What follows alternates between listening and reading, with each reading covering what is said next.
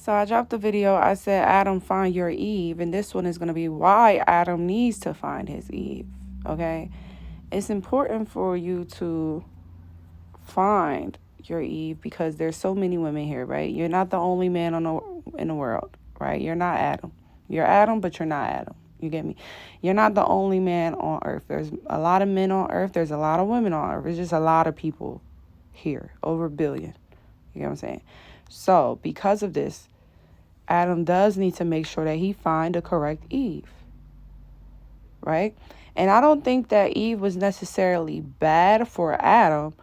I just feel like because Adam didn't stand in his leadership position, following the commands of God and making sure that his woman followed, that is why there was like a curse or whatever that took place. So I do believe that Eve, it was for Adam. I mean, God made her just for Adam. So in today's day and age, you need to find someone that is made for you. Someone that you're compatible with, not someone that you are just sexually attracted to. You get me? Because at the end of the day, God is not going to make someone just for you and you're not going to be attracted to them. So stop thinking that.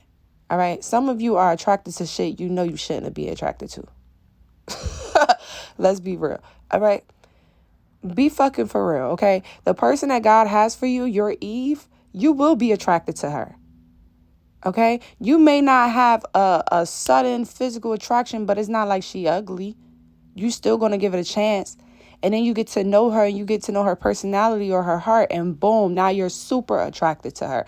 Some of you wanted it that way. You didn't want to be just so lustful after a person where you're blinded and you can't know if their heart is good or bad. So you decided to challenge yourself so that when you found your Eve, to find your Eve, it would have been a little bit more challenging, a little bit more real, authentic. So that's not easily given to you. That's why it's more of a challenge. You do have to seek and find, but you also need to be in the way that you said that you would be. You need to be a stand-up right type of man. I feel like Adam was a perfect guy. He listened to God every day, every second, every chance he could. But if you're not disciplined and you're easily persuaded, you'll have people telling you to do shit and here you go doing it. Okay? You'll have people getting into your mind, changing what you believe, knowing that you shouldn't do something and you still doing it. And that's all God showed us, was that men can easily be tempted. You want to be a disciplined man. You want to be a man that know how to make a choice or a decision and stand on it. If you're too flaky, flip-floppy, you can easily be deceived. Like, I really want y'all to listen to me. If you are a man who never can make a decision and always need outside help, that's not a real man. All right? The outside help is through your intuition. They are the outside. Shit. You get what I'm saying? Then maybe you might have someone in the physical that you can talk to. But y'all be talking to 10, 5, 6, 7, 8, 9, 10, 11, 12, 13, 14, 15, 16, 17, 18, 19, 20, 21, 22, 23, 24, 25, 26, 27, 28, 29, 30, 31, 32, 30. Like, come on, bro. Like, why you telling all these people? Why you asking all these people? Why do all these people even have a piece of your energy? What the hell? How much human do you think you are? That's why you so drained and tired and feeling used and abused, because you got your energy out to like 50 plus people. How big do you really think you are? Literally. If 50 people is holding on to your energy, bitch, what do you have left? There's no way you have energy left. You're barely making it. You waking up and you barely making it to work. It's always a problem, and sometimes it ain't even your problems. It's other people's problems, but you're holding on to them because you have 50 people in your fucking energy. Come on, man. It's the reason why we're supposed to declutter people, okay? Anyhow, Adam was perfect. God was ready to reward him and help him because he was working so hard. He was separating the animals. He was planting trees and fruits, and he was taking care of this. And you know what I'm saying? Before, I think him and Eve both started naming the animals, but he probably has started, or he named them. I forgot the actual who did it, whatever. But that's basically what they said that he was doing. Okay, naming the plants, maybe putting certain plants together, giving plants and fruits and stuff to certain animals. Okay? Creating rivers. Shit, God already created it, but him going in and naming a river. Okay? Or doing something, So God was like, oh, you doing all this hard work. I need to bring you a nice woman that's going to understand you, that you're going to be able to work together with. They're going to be your best friend. It's going to be like two peas in a pod. Y'all not dating people that gives two peas in a pod. You annoyed with them. You can't even be open. You can't even tell them a secret about yourself. Like, it ain't even got to be the deepest dark. You not even comfortable telling them shit because you feel like this person will judge you, all type. You over there, y'all energy shaky than the motherfucker. Let it go. Let it go. With the right person, you might feel butterflies, but you're going to feel so open. This is why you're going to be scared a little bit. It's like, damn, why am I so open with you? Why do I feel like I could tell you everything about me? If you do that with everybody, you are the problem. Okay, that means people could easily persuade you to start talking. Bitch, you damn near a snitch. You go in the interrogation room, you probably talking immediately. They give you that McDouble and it's over. If you that easily able to speak, bitch, you the problem. Okay, because with the right person, with your true Adam, you going to feel comfortable. They're going to make you feel safe and at peace. And they're going to show you that they really, really do care. But y'all going to be doing things for the Lord as well.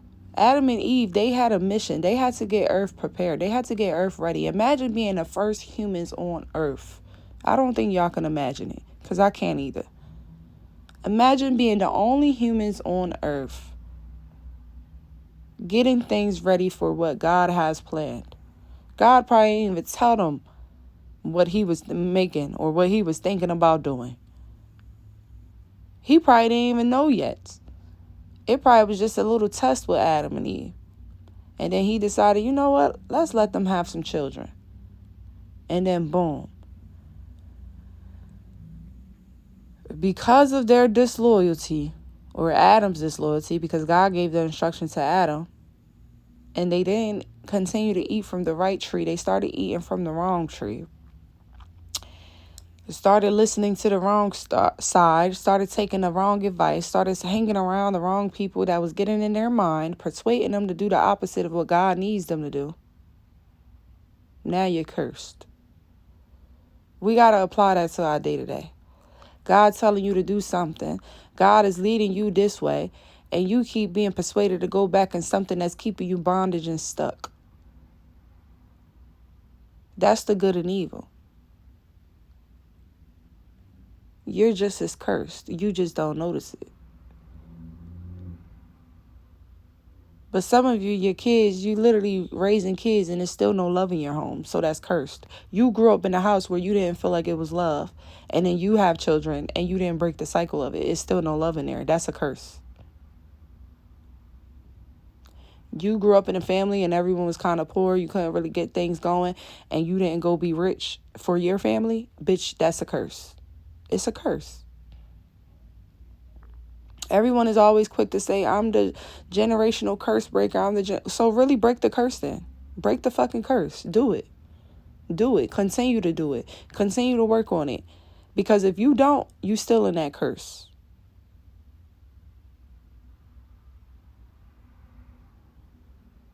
So both people need to play their position. A man needs to be able to lead properly and not be persuaded by nothing. All right. Especially when God already told him something. Adam has been listening to God way before Eve even came. This is why you need a man that has already have a connection with God before you. because he should know God's voice. He should know God's instruction. He should know exactly when God is telling him to do something. We need a man that is already connected to God before he meets you. Because then there's no excuse. Adam had no excuse. He knew God's instructions not to eat from that tree. He knew that way before Eve came. So he can't even say, God, I wasn't sure. I wasn't clear. Y'all didn't know. He knew before she even came around what it was. I'm sure he already knew. And he knows God's voice. He knows how God talks and connects with him. He was the only man on earth. Okay? It may have only lasted 24 hours, bitch. But he was the only man on earth working with God. He knew God's voice. So now that you let something or someone come into your mind, a snake, manipulation, come into your mind, now you let the woman say, oh, why we can't eat from this tree? Testing you, seeing if you're going to stand your ground and follow God. And instead, because you don't want to make her mad or sad, or you don't want to cause an argument, you curse your life. Instead of you saying, no, God said no, we don't play with God. When God says no, that means no. I don't want to find out. And if you're going to be my wife or my woman, you're going to follow me. You're going to listen to me, because I'm always following our best interests. But if you're not coming like that, and you're like, I don't know why he said I couldn't eat from it. He said don't ever eat. I don't really know. You acting like you don't know. You unsure. You better act like you know. When the enemy come tricking you, you better act like you know why he telling you to do it. Adam acting like he don't know why. I don't know why. He just said we couldn't do it. Oh, well, you know why? Because you're going to get these powers and he don't want you to get that. And now you looking all stupid because you all curious. You listening to what the enemy's saying. If you would have nipped it in the bud off the rip, trust me, probably wouldn't even had that problem. Probably wouldn't even have that problem. If you would have act like you knew off the rip the enemy, it'd be harder for the enemy to come in and persuade you to do something that God already instructed you on what and not to do. That's the part right there that gets me. Adam already had a strong connection with God. He knows God. He knows God's voice. And he still wasn't strong in that. That's kind of crazy to me. Because a lot of us now, we're so busy trying to make sure that we're hearing God's voice. We're so busy trying to make sure we're following the right voice. We're following the right path. Like, God, am I doing the right thing? Am I following the right God? Is this the right thing? Is this the truth? And for Adam to be the first man, knowing that he knew God, straight up knew God, and for him to still fall, that just shows that men are fucking stupid. Women are fucking stupid. That just shows that we will never be perfect. Even with us having a connection and talking to God and God coming through and showing us and showing himself to us in different ways, answering our prayers, right? And we still being unsure of God's voice when God says do something or don't do something. And the enemy is still able to persuade us to do maybe what God told us not to do. That's kind of crazy. When I'm thinking about it and saying it out loud, I'm like, that is crazy. It is. But honestly, Adam probably was the craziest. Because you was the only man on earth. You were literally working with God. You knew God's voice. You knew God, what God was saying. Us, I feel like we get a little bit of a pass because we still kind of like, some people are still trying to learn God's voice and be sure and be clear of it. But even still, God is like, I've been answering your prayers. You ask me for this. I show you this. You talk to me. I speak back. I give you signs. And you still unsure. You still not, you still persuaded to go the opposite way, or it's kind of, it's a different outlook. I like looking at things in all ways, because that way nothing gonna get past you. You can't look at a vase only from the front. You got to go to the back and make sure there's no slits, cracks, or cuts, because if it is, the water gonna come out. So you need to look at things in all ways so you can see, is everything solid? Is anything missing? Is anything broke? Is anything shattered? Do I need to get a replacement? All right? Some of you have to look in all ways. This is what happens. You don't always look around the whole vase. You get stuck in something, and now you're stuck in it with all this water and your flowers in there. Now you putting tape on the side to try to keep the glass together. Eventually, it's gonna crack and break. All right, but some of you already started to build with that vase, and you too lazy to take it out and create a new vase. Or some of you never looked at the vase all the way fully. So whatever way it came, that's what you thought it was. So you immediately just started putting water in your flowers, and then you wake up the next day and it ain't no water or flowers, bitch. The flowers all on your counter, and the water is just all on the counter as well, falling on the floors. And now you're looking around like, what happened? Whole time you never even looked at the back of the vase. It was already cracked. We got to look at things from all perspectives, because sometimes we get sent something. If we just look at it from the front, we get stuck in it. And you're not looking at it from all different views to see if this is really what you want to do. Is this really what you want to commit to? Is this really what you want to be a part of? Okay, because do you want to be a part of that cult? Do you want to be a part of that organization? Do you want to be a part of this business? We really need to look at it from all the way, all around. And stop forgetting the key ingredients to a good person, to a rightful spirit. Someone that is honest, truthful, but they're not mean. They can be blunt, but they're not trying to be disrespectful or belittle anyone. Teaching someone and helping someone and being adamant and serious about something, that's fine. But arrogance is not fine. Being arrogant, again, trying to make them feel small because they made a mistake. You can just simply correct the mistake and do it in a firm, blunt way if you like, but you don't need to make someone feel small. Someone that is compassionate says a lot. Do they care about random circumstances that may take place? This is things that you need to consider in all aspects of your life, not just a partner. I'm talking about a job as well, okay? If your boss is not like this, you don't need to be working for nobody like this. Or just be prepared for the bullshit that comes with it. Be prepared for being in hell. If this is something you just want to deal with, maybe it's a really good company, but you just got to deal with this person. You feel like if you do your thing, they going to get the fuck up out of here. Or I don't know what the reason is. Maybe this is all you got.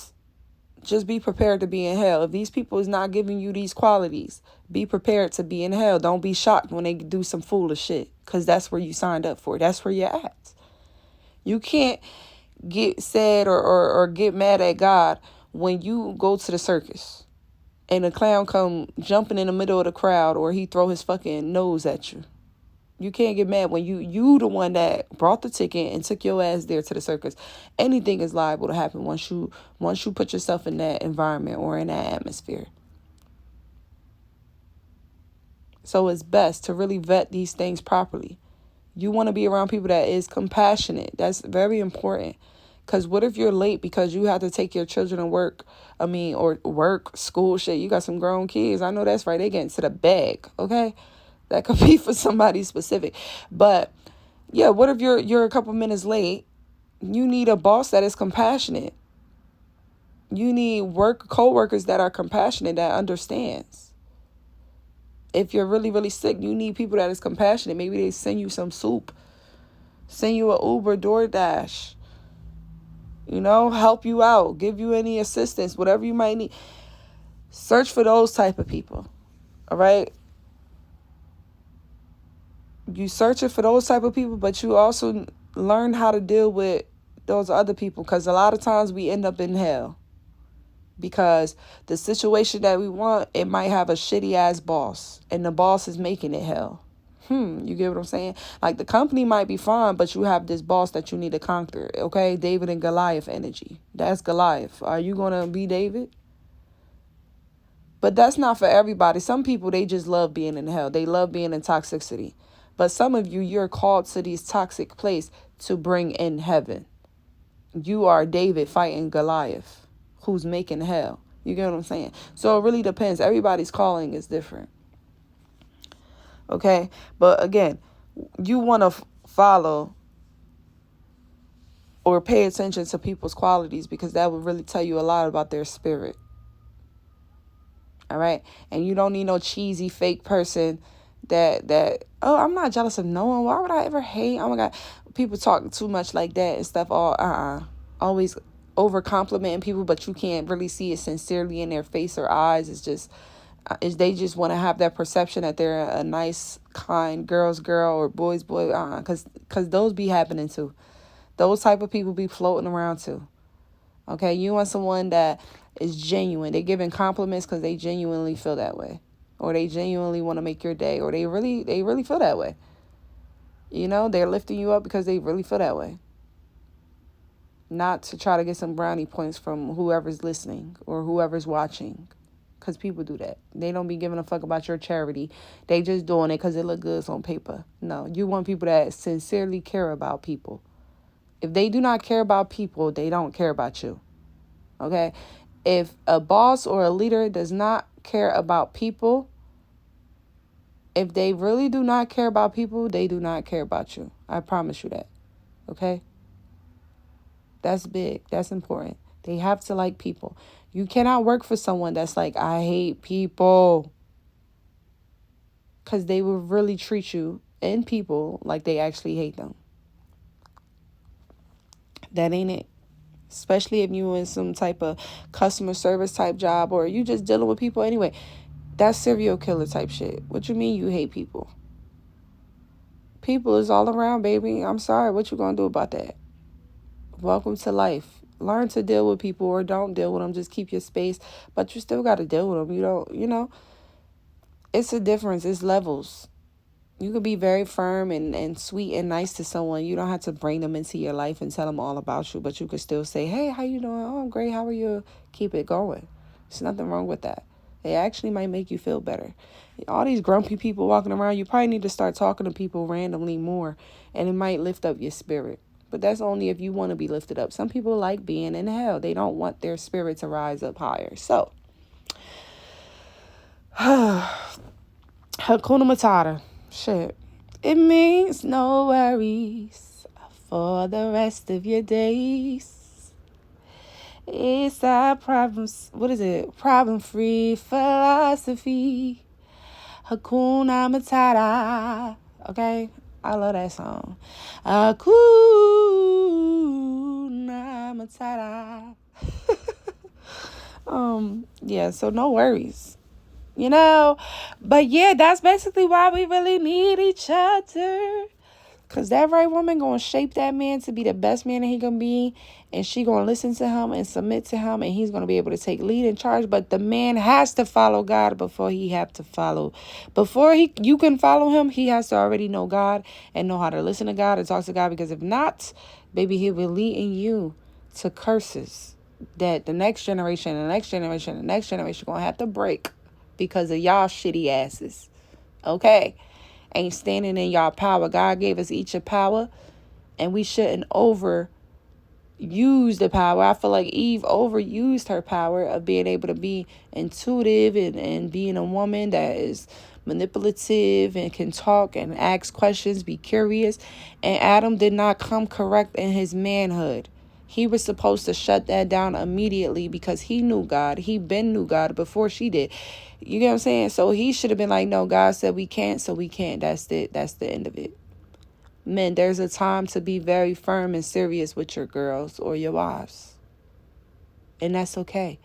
A real woman is going to understand that she might not like it. And while it's happening, she might look at you like, with the puppy eyes. But she's going to respect that you're making a decision and standing on it. This is what you believe in, and you're going with it. You got it? Comprende? Comprende? Comprende? All right, y'all. I love y'all. I'll catch y'all in my next video. Bye.